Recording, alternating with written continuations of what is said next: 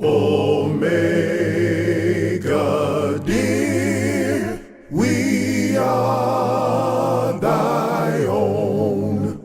Thou art our life, our love. Brother Grant, I appreciate you coming out and volunteering and taking your time and accepting of being a brother in the spotlight for the month of March. Well, thank you. Thank you. I appreciate the opportunity. I'm just going to ask you a couple of questions about your journey through Omega.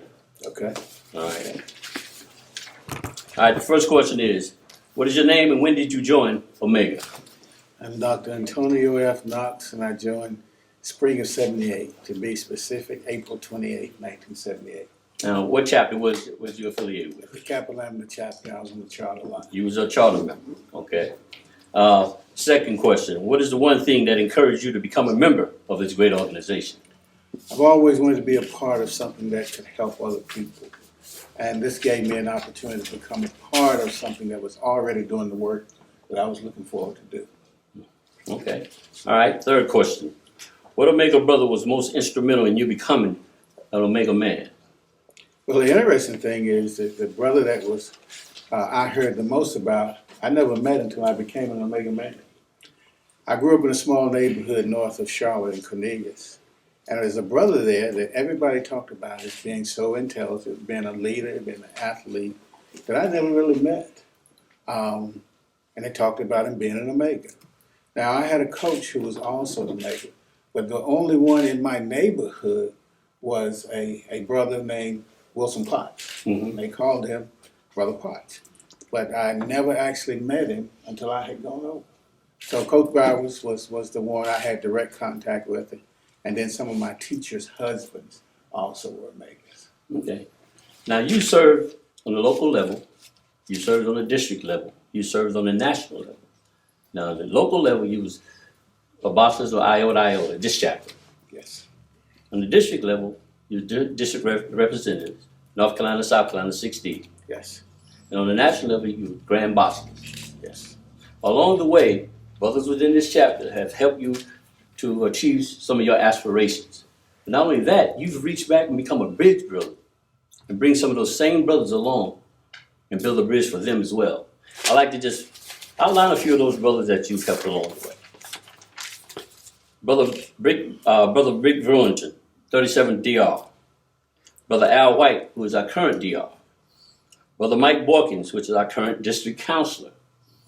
Brother Gary Bussey, which is our district keeper of finance, but he's also running for our first vice district at this time.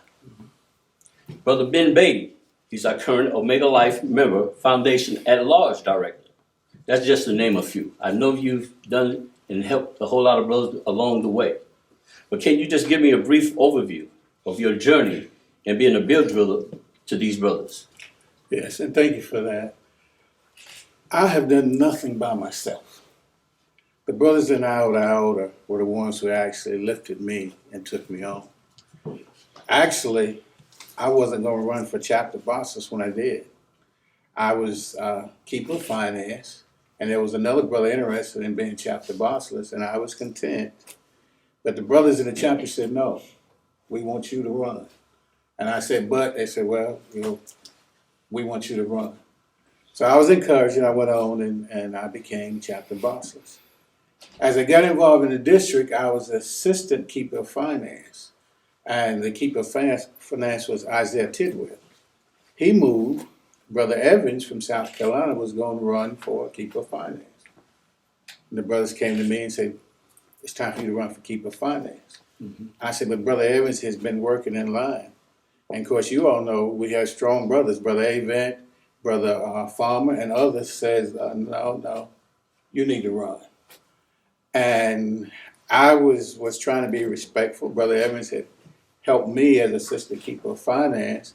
And they said, you talk to other brothers around the district, and they're going to tell you the same thing. So I went to Brother Ed Fuller, and Brother Fuller said, Tony, the brothers in the district want you to run. We appreciate your humility, but it's time for you to run. So I ran, and fortunately I had the opportunity. When it came time to run for first vice, some of the brothers said, no, you stay at KF. Brother Avon said, hell no. He said, you run for first vice now. And once Brother Avon said it, the rest of the brothers picked up and started taking me around to different places, and I ran for first vice. And then as first vice, unfortunately, Brother Funderburg passed after I'd been first vice for maybe 6 months. So I had to step into the role of DR at that time. And I was elected going forward. As it came time for after I was started to move off as DR, the brother says, well, you need to go ahead and start preparing for KF. Mm-hmm. And the brothers took me around, the brothers in this chapter took me around to the different districts. Of course, I met brothers in throughout the country as a DR, and everyone was encouraging for me to run. So I went, we got to Arkansas, and the brothers, the 6th district, had basically pulled together the team, had already gone out and talked with other districts, and pretty much paved the way. So I became Grand Keeper of Finance. And then had an opportunity as first vice. We were actually here, the conclave in Raleigh. And I had at least 3 brothers that were running against me. And the brothers were planning for a runoff. But again, the strength of the 6th district, there was not a runoff. I became first vice. And then in 14, came time to run for Grand Basileus. There were 2 other brothers running as well. And again, it could have been a runoff. But again, based on the strength of the 6th district, there was not a runoff. And I became Grand Basileus. So everything I did was based on the fact that I had brothers around me who believed in me, who supported me, and who helped pave the way for me to get there. Now, after getting there, I had a great team. Vic was chief of staff. Ken Douglas was a special assistant. Robert was a special assistant, but also they would get him to be a committee chair. We had Ken Johnson as a committee chair. We had Al White as a committee chair. I tried to make sure that all the talent, and I may have left off a name, that we had in positions. We had in positions on the district and on the national. You know, at one point, I had more brothers in committee chairmanships and committee vice chairs than any other chapter in the country. And I'm proud to say that everybody did a good job. Everybody did a good job, which propelled them to do other things. And when they talk about the success we had, it was a total team success. I firmly believe, when I say we are one, I firmly believe that. And, you know, and I can take you to the Bible, where the Bible talks about oneness.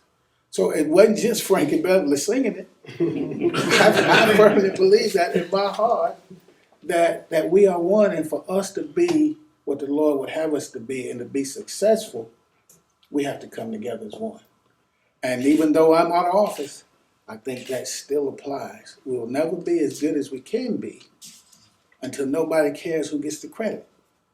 And when you get in that position, now you're talking about oneness, and that makes a difference. Yeah, and that speaks volumes of you being a bridge builder, reaching back and bringing these brothers along with you that had helped you. But the guys did it for me. There was no doubt. Quite often I rode with the older brothers and I had to drive while, as Brother Farmer said, they have a shooter. But that was really beneficial to me because they were able to share the wisdom and they were able to introduce me to brothers that I had never met. And they had already earned the respect. So when a Tucson Avon or a Johnny Farmer or a Butch Williams or George Coburn introduced you, people immediately had some type of feel for it.